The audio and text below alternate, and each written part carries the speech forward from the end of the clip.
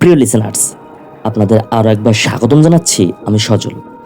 আশা করছি আপনারা সবাই ভালো আছেন এবং ভালোর দলে আছেন। আর সন্ধ্যা ৬টা ৫৯ মানেই ভয়ের রাজ্যে প্রবেশ করার জন্য আরও একটি নতুন এপিসোড। প্রিয় লিসেনার্স, ভূত বিশ্বাস করা বা অলৌকিক কিছু যে থাকতে পারে বা আছে, এই সব বিশ্বাস করা বা না করা সম্পূর্ণ আপনাদের নিজস্ব ব্যাপার। তবে আমরা প্রতিনিয়ত সত্য ভৌতিক ঘটনাগুলি মূলত আপনাদের সামনে উপস্থাপন করার চেষ্টা করি। আর আপনারা যারা দেশ ও দেশের বাইরে থেকে আমাদের এই ঘটনাগুলো শোনেন, আপনাদের সবার কাছে অনুরোধ থাকবে অবশ্যই আপনারা ঘটনা শোনার সাথে সাথে সেই সব ঘটনাগুলো অনুভব করার চেষ্টা করবেন এবং আমাদের এই ছোট্ট চ্যানেলটি সাবস্ক্রাইব করে রাখবেন। চলুন দেরি না করে শুরু করি আমাদের আজকের এপিসোড। আপনাদের সবাইকে স্বাগতম অলৌকিক জগতে। প্রিয় লিসেনার্স, হাসপাতাল রিলেটেড অনেক ঘটনা আপনারা ইতিমধ্যে শুনেছেন, কিন্তু আজকে যে ঘটনাটি আপনারা শুনবেন, এই ঘটনাটি অন্য সব ঘটনাগুলো থেকে খুবই আলাদা একটা ঘটনা। ঘটনাটি আমাদের পাঠিয়েছেন আপনাদের সবার প্রিয় আনোয়ার হোসেন ভাই। আমরা এই ঘটনাটির নাম দিতে পারি অভিশপ্ত হাসপাতাল। ভাই যেভাবে ঘটনাটি লিখে পাঠিয়েছেন, আমি ঠিক সেভাবেই আপনাদের পরে শোনাচ্ছি। তখন সময়টা ছিল শীতকাল। গায়ে শীতের কাপড় জড়িয়ে গ্রামের বাড়ি যাচ্ছিলাম। আমার সাথে ছিল আমার বাল্যবন্ধু রেজাউল। তখন সময়টা ছিল বেশ আগের।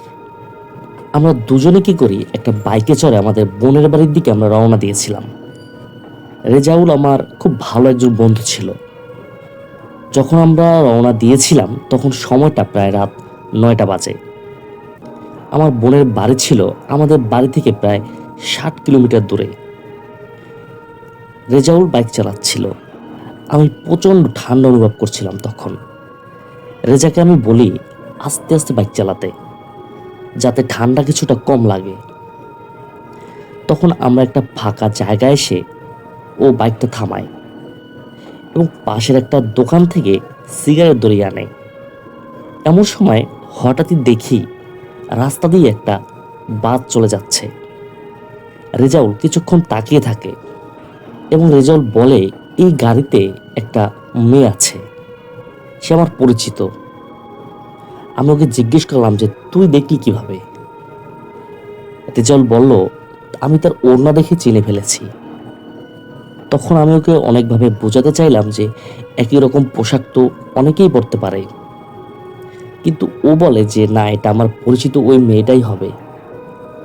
তখন আমি রেজাকে প্রশ্ন করলাম যে আসলে তুই কি করতে চাচ্ছিস? বন্ধু আমাকে বলল যে তুই থাক, আমি একটু দেখা করে আসি। তখন আমি বললাম যে আচ্ছা চল একসাথেই যাই, কারণ আমরা যেদিকে যাচ্ছি গাড়িটা তো ওই দিকেই গেল। তো যেই ভাবা সেই কাজ। দুজনে বাইকে চড়ে বসি। রেজাউল ওই গাড়িটি ধরার জন্য খুব দ্রুত বাইক চালাতে শুরু করে। আমরা গল্প করছিলাম। এমন সময় হঠাৎই কি যেন একটা উড়ে এসে রেজাউলের চোখে পড়ে। গাড়ির গতিও অনেক ছিল, সে কন্ট্রোল হারিয়ে ফেলে। ফলে বাইকটি নিয়ন্ত্রণ হারিয়ে পাশের একটা বাগানের দিকে ঢুকে যায়। একটা গাছের সাথে ধাক্কা লেগে আমরা দুজনেই ছিটকে পড়ি। তখন রেজাউল গড়াতে গড়াতে পাশের ক্ষেতের মধ্যে গিয়ে পড়ে। যেহেতু রেজাউলই গাড়ি চালাচ্ছিল, তাই সে একটু বেশি ব্যথা পায় এবং আমি দেখি তার হাতের অনেকটা জায়গা কেটে গিয়েছে এবং সেখান থেকে অনবরত রক্ত পড়ছিল। আমি রেজাউলকে ধরে রাস্তার পাশে নিয়ে আসি। ওকে বলি তুই এখানে বস, আমি দেখি কি করা যায়। আমি বাইকটাকে তুলে দেখি বাইকেরও অনেক ক্ষতি হয়েছে। রেজাউলকে তখন পেছনে বসিয়ে আমি কোনোভাবে বাইকটা চালাতে থাকি। আমার তখন একটাই লক্ষ্য ছিল, যেভাবেই হোক হাসপাতাল পর্যন্ত যেতে হবে। কিছু দূর যাওয়ার পরও আশেপাশে কোনো হাসপাতাল বা কোনো ফার্মেসি জাতীয় কোনো দোকানও আমরা দেখতে পাই না। ততক্ষণে প্রায় রাত 11টা বাজে। আমি খেয়াল করলাম আমার বন্ধু রেজাউলের অবস্থা খুব একটা ভালো না। বাইকের হেডলাইট নষ্ট হয়ে গিয়েছিল। তাই আমরা খুব আস্তে আস্তে সামনে এগোচ্ছিলাম। আমরা যখন কিছু দূর সামনে যাই, তখন দেখতে পাই সামনের দিক থেকে একটা অ্যাম্বুলেন্স আসছে। আমি ভেবেছিলাম হয়তো কোনো হাসপাতাল থেকেই এই অ্যাম্বুলেন্সটি এখানে এসেছে। তখন আমি বাইক থামিয়ে ওই অ্যাম্বুলেন্সটিকে থামতে বলি। একসময় সেটি থামে। আমরা দুজন দেখি অ্যাম্বুলেন্সটি খুবই পুরাতন, কিছু অংশ ভেঙেও গেছে। ওই গাড়িতে একজন লোক বসেছিল। পেছনে তাকিয়ে দেখি ওই লোকটির সাথে একটা লাশ আছে। হয়তো লোকটি লাশ নিয়ে কোথাও যাচ্ছিল। তখন আমি ওই অ্যাম্বুলেন্স ড্রাইভারের কাছে হাসপাতালের ঠিকানা চাইলাম। তিনি আমাকে হাসপাতালের ঠিকানাও দিলেন। তখন আমরা বাইক চালিয়ে ওই হাসপাতালটির কাছে চলে যাই। আমরা গিয়ে দেখতে পাই হাসপাতালের চারপাশে খুবই অন্ধকার। সামনে শুধু একটা লাইট জ্বলছিল এবং ওই ছোট্ট বাতিতে চারদিকে হালকাভাবে আলোকিত হয়েছিল। ওই হাসপাতালের সামনে পুরো এলাকাটা জুড়েই শুধু একটা বাতি ছিল, যেটা দেখে আমি খুবই অবাক হয়ে যাই।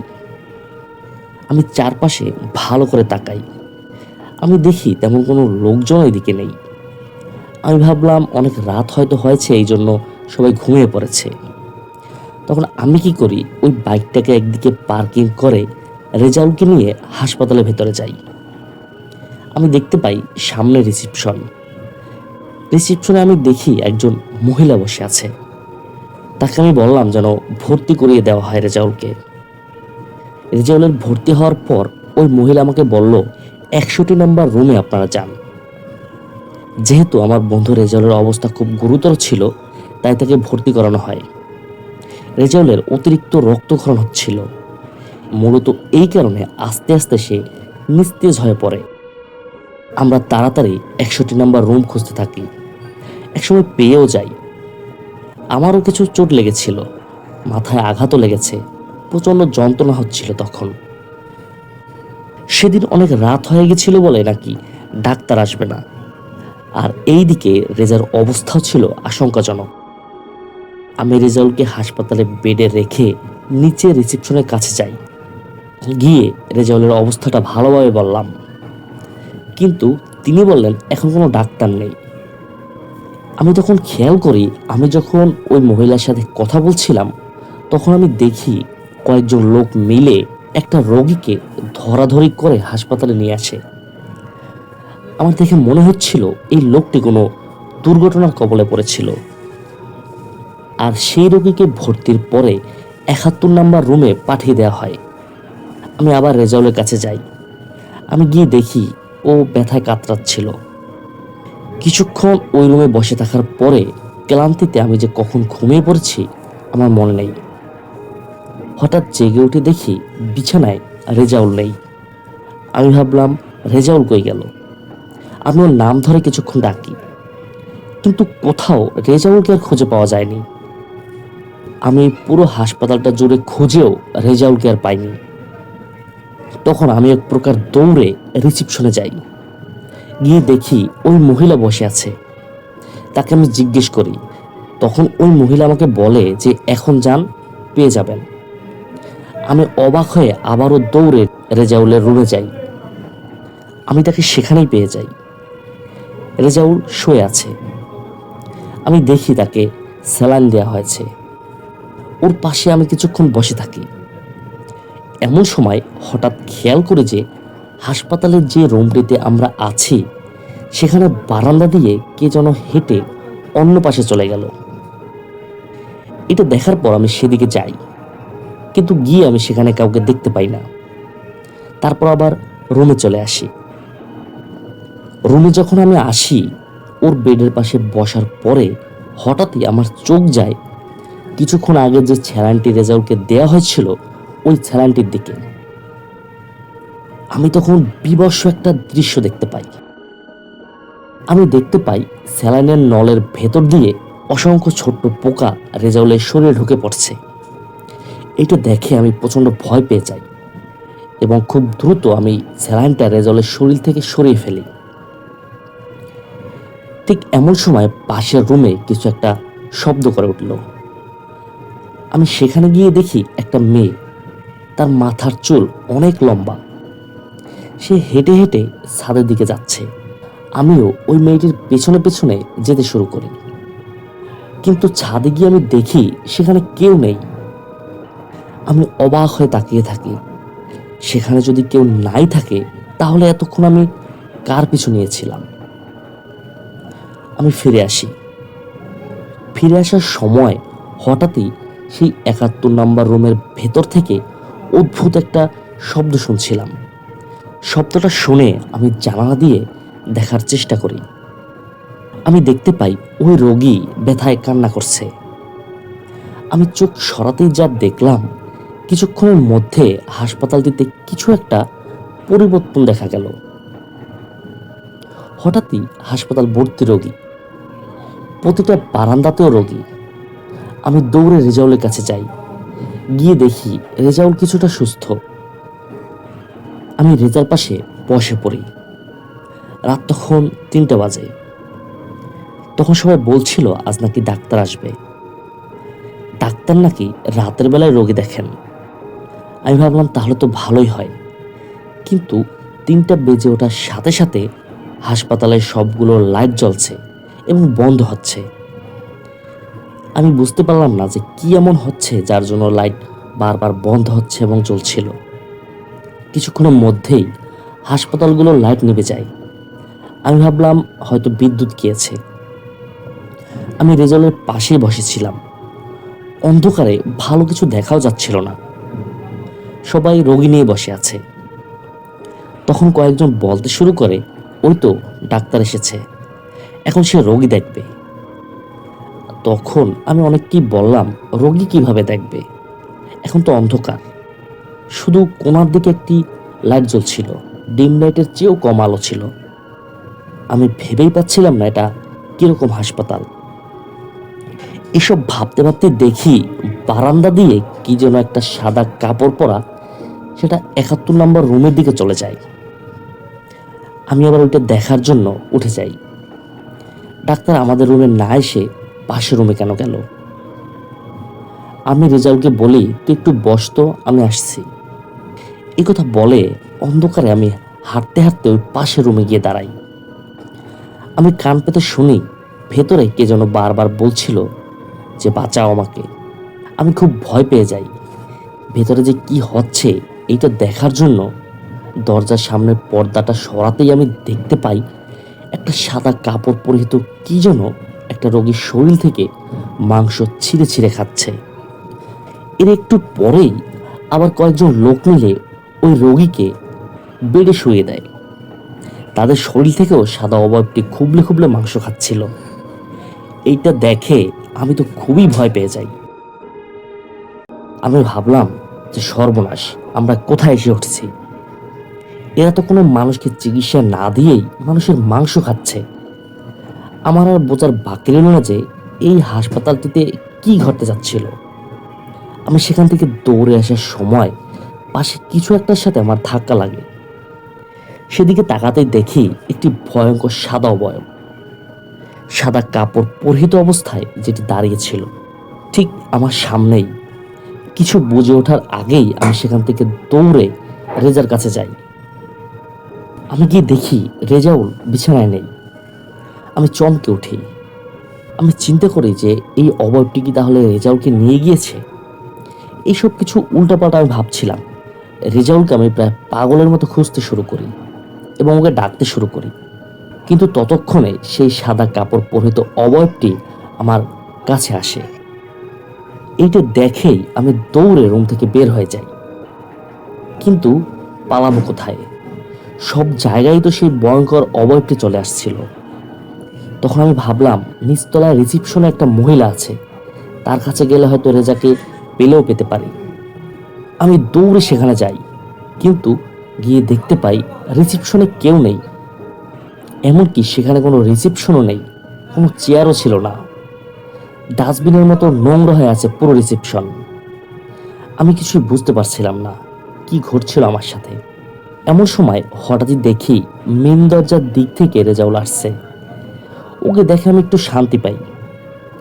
তাকে কিছু বলার আগেই সেখানে হাসপাতালের ডাক্তার চলে আসলো। ডাক্তার বলল, তোমরা কোথায় যাচ্ছ? চিকিৎসা না নিয়ে কেউ এভাবে চলে যায়? ডাক্তারের কথা শোনার পর আমি রেজাউলের কানে কানে একটা কথা বলি। আমি তখন দেখলাম অবয়বগুলো আমাদের দিকে এগিয়ে আসছে। সামনে দুজন ডাক্তারও আছে। ডাক্তার দুজন অবয়ব দুটোকে আমাদের দিকে আসতে দিচ্ছে না, তারা বাধা দিচ্ছিল। আমিও রেজাউল অবাক হয়ে যাই। তার মানে এখানে রাত 3টার সময় এই দুজন ডাক্তারই রোগী দেখতে এসেছিল, কিন্তু তার আগেই সেখানে খারাপ কিছু বা আত্মা বা অবয়ব চলে আসে এবং অনেকেরই মাংস ছিঁড়ে খায়। আমরা কিছু বুঝে ওঠার আগেই উপরের তলায় দৌড়তে শুরু করি। আমরা এক সময় দৌড়ে ছাদে চলে যাই। সেখানে এসে আমরা খুবই ভয় পেয়ে যাই। আমরা দেখতে পাই ছাদের লম্বা চুলওয়ালা একটা মেয়ে দাঁড়িয়ে আছে। আমরা দুজন মাঝখানে দাঁড়িয়ে আছি, এক পাশে মেয়েটি এবং অন্য পাশে ডাক্তাররূপী সেই অবয়ব। আমরা কোনো রকম একটা সুযোগ খুঁজতে থাকি সেখান থেকে পালানোর। এমন সময় হঠাৎই দেখি বড় একটি গাছের ডাল ছাদ পর্যন্ত চলে এসেছিল। আমি রেজাউলকে বলি, তুই আমাকে অনুসরণ কর। দুজনেই তাড়াতাড়ি গাছ বেয়ে সেই অভিশপ্ত হাসপাতালের ছাদ থেকে নিচে নেমে যায়। দুজনে দৌড়ে রাস্তার ল্যাম্পপোস্টের আলো নিচে গিয়ে দাঁড়াই। রেজাউলকে বললাম, তুই তাড়াতাড়ি বাইক স্টার্ট কর। এমন সময় হঠাৎই আমরা দেখি সেই পুরনো অ্যাম্বুলেন্সটি এই দিকেই আসছে। আমরা বাইকে চড়ে কিছুটা দূরে চলে যাই। আমরা তাকিয়ে দেখি অ্যাম্বুলেন্স থেকে দুজন লোক একজন রোগীকে নামাচ্ছে। রেজাউল চিৎকার করে বলছিল, ভেতরে যাবেন না, এটা অভিশপ্ত হাসপাতাল। কিন্তু তারা আমাদের কথা হয়তো শুনতে পায়নি। আমিও আর আওয়াজ করতে দিইনি রেজাউলকে, যদি কোনো বিপদ হয়। হঠাৎই আমাদের দুজনের চোখ যায় হাসপাতালের ছাদে। আমরা দেখতে পাই অনেকগুলো সাদা অবয়ব আমাদের দুজনকে ওখান থেকে দেখছে। একসময় কোনোভাবে আমরা রাতটি পার করে সেই এলাকা থেকে অনেক দূরে চলে আসি। সকালের দিকে আমরা নিজেদের আবিষ্কার করি আমাদের বোনের বাড়ির আশেপাশে একটা জমির মধ্যে। রাতে বাইক চালাতে চালাতে কোনো একটা গাছের সাথে আমাদের বাইকটি আবারও অ্যাক্সিডেন্ট হয়ে যায় এবং আমরা সেখানে অজ্ঞান হয়ে পড়ে থাকি। এরপর থেকে রাতের বেলা আমি আর কখনো ওই জায়গায় যাইনি। কিন্তু আমি এলাকার অনেক লোকের কাছে খোঁজ খবর করেছিলাম যে এমন কোনো হাসপাতাল আছে কিনা, কিন্তু ওই এলাকার আশেপাশে এবং মুরব্বী বা যারা ছিল তারা কেউই বলতে পারেনি যে এমন কোনো হাসপাতাল তাদের এলাকায় আছে কিনা। প্রিয় লিসেনার্স, এই ছিল আমাদের আজকের এপিসোড। অনেক অনেক ধন্যবাদ আনোয়ার হোসেন ভাইকে আমাদের একটা সত্য ঘটনা শেয়ার করার জন্য। প্রিয় লিসেনার্স, মহান আল্লাহ তাআলার এই দুনিয়ায় কত যে রহস্য লুকিয়ে আছে তার ধারণা আমরা করতে পারি না। মহান আল্লাহ তাআলার কাছে ফরিয়াদ থাকবে এই ধরনের সকল অলৌকিক সমস্যা থেকে তিনি যেন আমাদের হেফাজত করেন। প্রিয় লিসেনার্স, আজকের এই হাসপাতাল নিয়ে এই ভৌতিক ঘটনাটি যদি আপনাদের সামান্যতম ভালো লাগে অবশ্যই আমাদের কমেন্ট করে জানাবেন। আর আপনারা যারা আপনাদের জীবনে ঘটে যাওয়া কোনো ঘটনা অথবা আপনার জানা কোনো সত্য ঘটনা আমাদের পাঠাতে চান, তারা ঘটনা লিখে অথবা রেকর্ডিং করে পাঠিয়ে দিন আমাদের হোয়াটসঅ্যাপ নাম্বারে। এই ভিডিওর নিচে ডিসক্রিপশন বক্সে আমাদের হোয়াটসঅ্যাপ নাম্বার দেওয়া আছে। আর আপনাদের সবার কাছে অনুরোধ থাকবে আমাদের এই ছোট্ট চ্যানেলটি সাবস্ক্রাইব করার জন্য।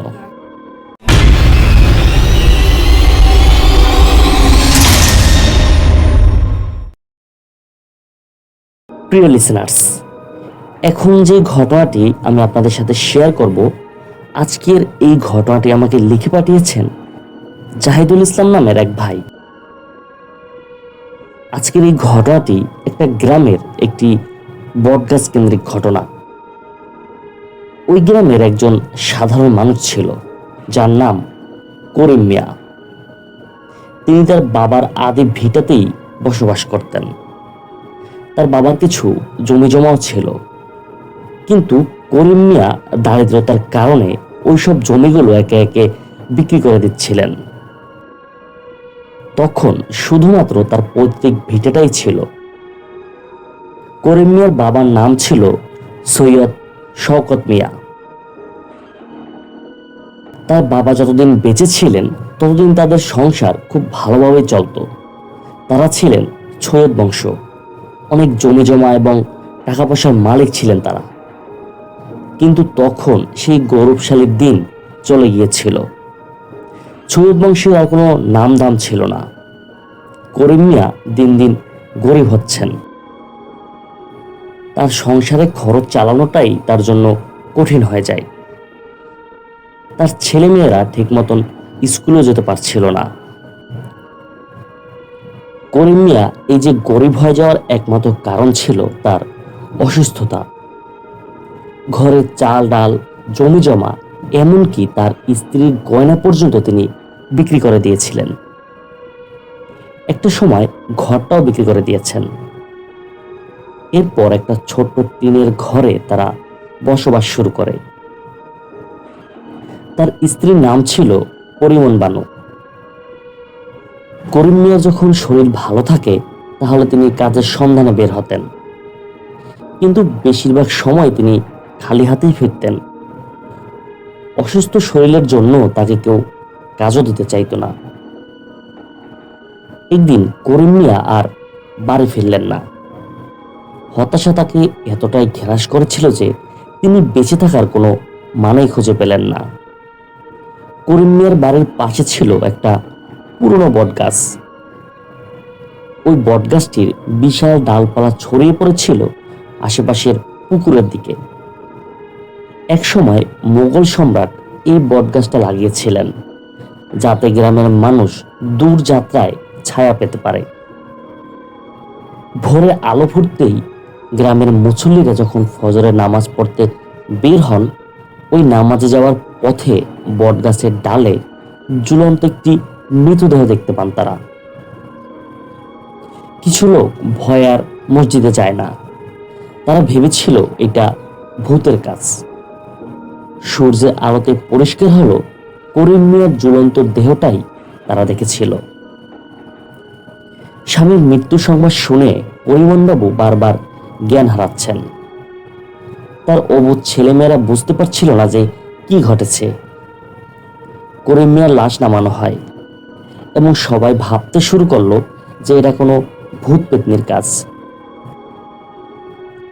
গ্রামের স্থানীয় লোকজন কি করে, তাদের সাধ্যমতো সাহায্য সহযোগিতা করে করিম মিয়ার শেষ যাত্রা সম্পন্ন করা হয়। কিন্তু এর ঠিক একদিন পরেই আরো একটি ভয়ঙ্কর ঘটনা ঘটে। ওই বটগাছেরই ডালে আবারও 3টি লাশ ঝুলে থাকতে দেখা যায়। আফসোসের বিষয়, ওই লাশগুলো ছিল পরিমন বানু আর তাদের 2 ছেলে মেয়ের।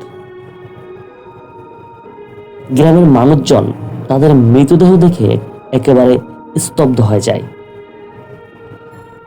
তাদের মৃতদেহ সৎকার করা হয়।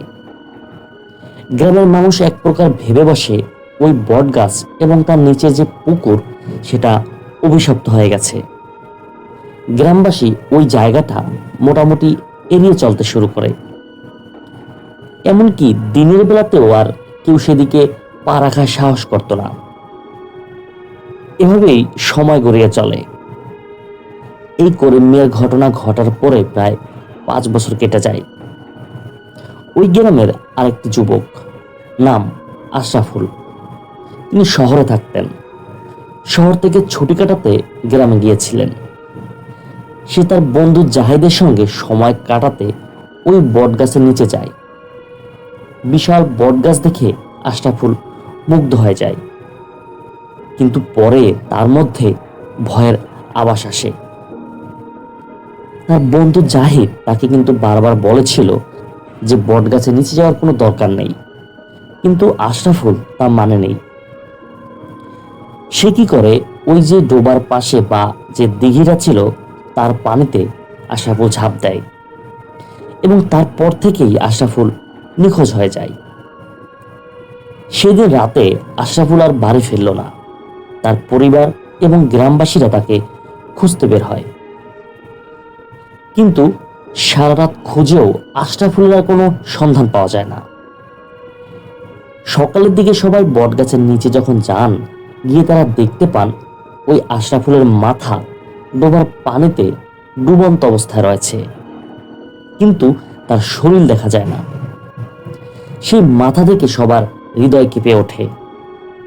ওখানকার গ্রামবাসীরা তার পুরো দেহটা খুঁজতে শুরু করে, কিন্তু শুধুমাত্র কিছু হাড় ছাড়া আর কিছুই খুঁজে পাওয়া যায় না। এই ঘটনার আরো মাসখানেক পর এক রাতে ওখানকার স্থানীয় যিনি চেয়ারম্যান ছিলেন তার স্ত্রী তাদের দরজায় একটা টোকা দেওয়ার শব্দ শুনতে পান। দরজার ওপাশ থেকে শোনা যায়, আমি আশরাফুল, দরজা খুলুন, আমি ভয় পাচ্ছি। চেয়ারম্যানের স্ত্রী দরজা খুলে দিতে চায়, কিন্তু ওই চেয়ারম্যান তাকে বাধা দেয়। তখন একটা কর্পূরের গন্ধ পাওয়া যায় এবং চেয়ারম্যান এবং তার স্ত্রী তারা দরজার ফাঁক দিয়ে বাইরে তাকান। তারা দেখতে পান কর্পূরের গন্ধ ভরা বাতাসের মধ্যে কেউ যেন শূন্য ভেসে আছে। চেয়ারম্যানের স্ত্রীর নাম ছিল রেনু বেগম। তিনি এই দৃশ্য দেখে চিৎকার দিয়ে অজ্ঞান হয়ে যান।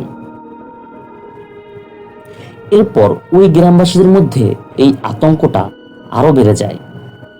একের পর এক ঘটতে শুরু করে অদ্ভুত সব ঘটনা।